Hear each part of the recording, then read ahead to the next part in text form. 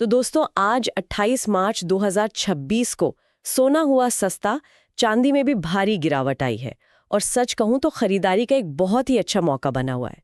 तो आज के इस the 2026 gold and silver market analysis की इस गहराई से चर्चा में हम यही समझने वाले हैं कि आखिर बाजार में चल क्या रहा है।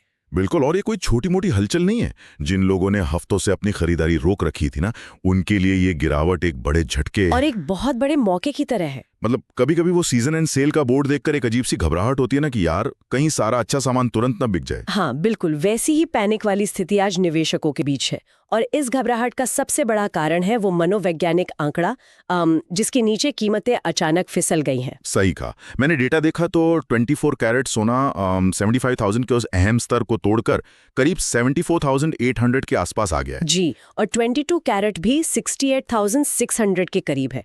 चांदी भी लगभग 86,200 के आसपास संघर्ष कर रही है। लेकिन इन आंकड़ों में जो बात मुझे सबसे ज्यादा चौंकाती है वो ये है कि ये गिरावट पूरे देश में एक जैसी नहीं है। मतलब मुंबई और हैदराबाद में सोना सबसे सस्ता है, करीब 74,750 के आसपास। हाँ, और दिल्ली में ये 74,900 के करीब है। लेकिन अगर आप चेन्नई को देखें, हाँ, चेन्नई में तो ये अभी भी 75,300 के पार बना हुआ है। मतलब एक ही दिन में एक ही देश के महानगरों में इतना बड़ा फर्क कैसे हो सकता है? देखिए, इसके पीछे ना स्थानीय कारण होते हैं। चेन्नई जैसे शहरों में सोने की जो पारंपरिक मांग है वो हमेशा चरम पर होती है, तो वहां की कीमतों में पहले से ही एक प्रीमियम जुड़ जाता है। अच्छा, तो मतलब वहां डिमांड इतनी ज्यादा है कि भाव आसानी से नीचे नहीं आते। बिल्कुल, और साथ ही ना स्थानीय टैक्स और ट्रांसपोर्टेशन की लागतें भी इस अंतर को काफी बढ़ा देती हैं। भले ही राष्ट्रीय स्तर पर एक बेसलाइन भाव गिर गया हो, पर लोकल डिमांड उसे जमीन पर नहीं उतरने देती। समझ गए, मान लिया कि चेन्नई में लोकल डिमांड का असर है, लेकिन अगर हम पूरे देश की उस बेसलाइन की बात करें तो वो तो साफ तौर पे नीचे गिरी है ना। हाँ, वो तो है। तो अचानक ऐसा क्या हुआ जिसने रातों रात इस पूरी बेसलाइन को ही नीचे खींच लिया? क्या बड़े निवेशकों ने अपना पैसा निकाल लिया? मुनाफा वसूली या प्रॉफिट बुकिंग इसका एक हिस्सा जरूर है, लेकिन अगर हम इसे बड़े परिदृश्य से जोड़ें तो इसके 4 मुख्य कारण हैं। अच्छा, वो कौन से? पहला है मजबूत होता हुआ अमेरिकी डॉलर, दूसरा अंतर्राष्ट्रीय बाजार का भारी दबाव, तीसरा वही बड़े निवेशकों की मुनाफा वसूली, और चौथा शायद शादी के सीजन से पहले का उतार चढ़ाव। बिल्कुल सही, लेकिन इस पूरी कहानी का मुख्य सूत्रधार वो अमेरिकी डॉलर ही है। अंतर्राष्ट्रीय स्तर पर जब डॉलर ताकत दिखाता है ना, तो सोने का आकर्षण अपने आप कम हो जाता है। रुकिए, ये बात हमेशा बहुत उलझाती है यार। डॉलर के मजबूत होने से सोने का भाव क्यों गिरता है? और अभी तो भारत में शादियों का भारी सीजन चल रहा है। हाँ, ये विरोधाभास बहुत दिलचस्प है। तो क्या भारत की अपनी घरेलू मांग को डॉलर के इस प्रभाव को बेअसर नहीं कर देना चाहिए? देखिए, इसके पीछे का सीधा सा गणित ये है कि सोने में निवेश करने पर आपको कोई मासिक ब्याज या डिविडेंड नहीं मिलता। वो बस रखा रहता है लॉकर में बंद। बिल्कुल।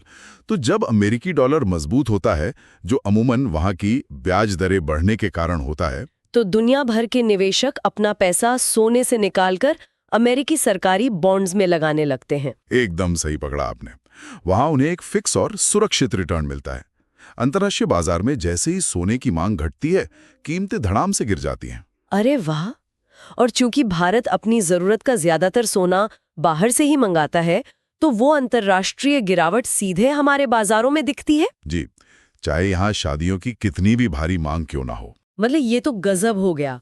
विदेशी बाजारों में ब्याज दरें बढ़ी, ग्लोबल निवेशकों ने सोने से मुंह मोड़ा और यहाँ भारत में गहने खरीदने वालों की लॉटरी लग गई। हाँ, बड़े खिलाड़ियों का एग्जिट आम खरीदार के लिए एक शानदार अवसर बन गया है।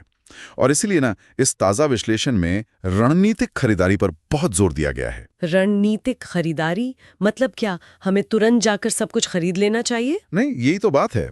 जो लोग शादी या लंबे निवेश के लिए सोना चाहते हैं, उनके लिए ये अच्छा मौका तो है, लेकिन डॉलर की मजबूती का दौर अभी थमा नहीं है। तो मतलब बाजार में और भी गिरावट आ सकती है? बिल्कुल।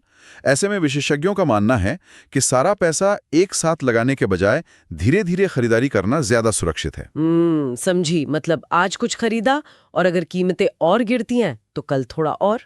भावनाओं में बहकर एक मुश्त दांव खेलने से बचना चाहिए। बिल्कुल।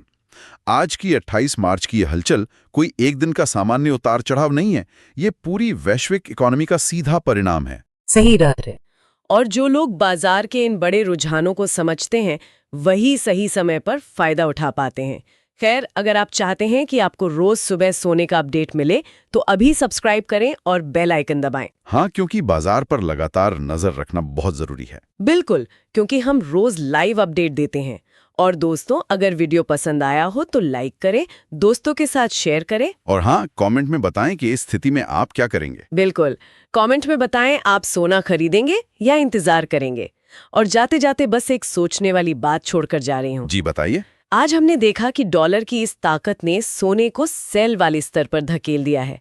अगर दुनिया भर की अर्थव्यवस्थाएं ऐसे ही डॉलर और बॉन्ड्स की ओर भागती रहीं, तो क्या आने वाले दशकों में सोने की वो सबसे सुरक्षित निवेश वाली चमक हमेशा के लिए फीकी पड़ जाएगी? या फिर क्या ये सिर्फ किसी बड़े आर्थिक तूफान से पहले की शांति है? सोचने वाली बात है।